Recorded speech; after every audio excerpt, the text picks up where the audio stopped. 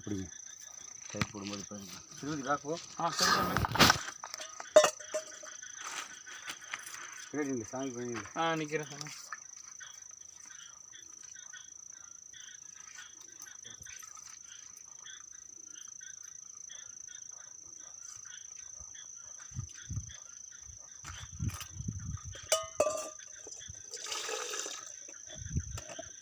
ஆள் தட்டில் பிடிச்சிட்டு தான் தட்டை கழுவ சொன்னேன். அதுதான் அதுக்குள்ள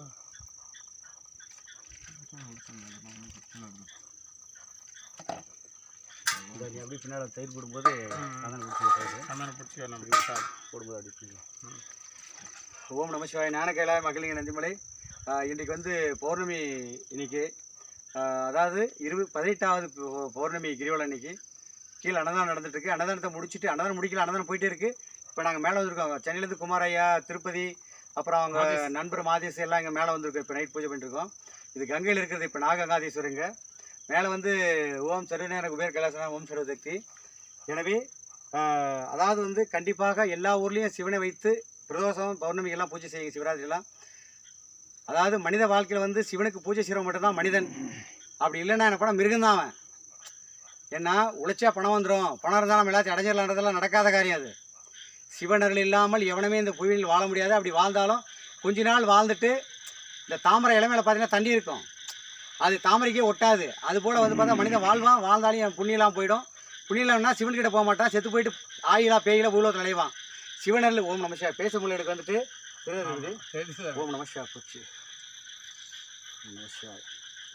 சிவன் அருள் இல்லாவிட்டா என்ன பண்ண வந்து பேயில ஆகிடுவான். பூலோகத்தில் 7 ஜென்மம் முடிச்சுட்டு சிவன் அருள் இருந்தால் மட்டும்தான் மீண்டும் வந்து சிவனுக்குள்ள இந்த ஆன்மாலாம் போய் சேரும்.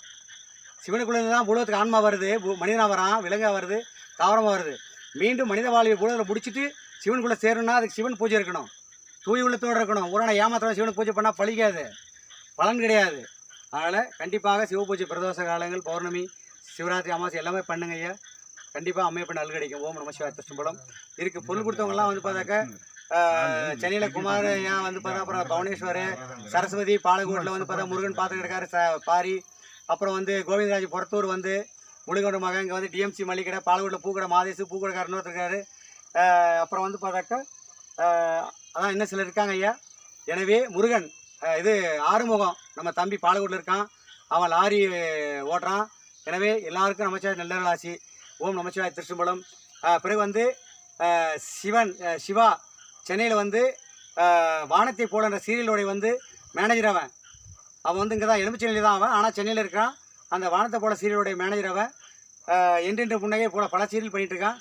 அவனும் வந்து எல்லாருமே தொண்டு செய்யிருக்காங்கடா, பார்த்துக்குங்க. நமச்சிவாய. எல்லாருக்கும் நல்லதா செய்ய. ஓம் நமச்சிவாய. திருச்சம்பலம். ஓம் நமசிவாய.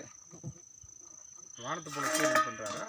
ஆமாம் ஆமாம். பரவாயில்ல, பிரசாதம் வாங்கி கொஞ்சம் இது பண்ணிட்டேன். ஓம் நமசிவாய.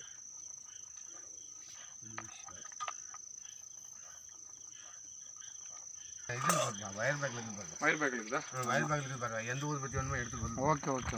இப்போ அப்படி வீடியோ கட் பண்ணிக்கங்க.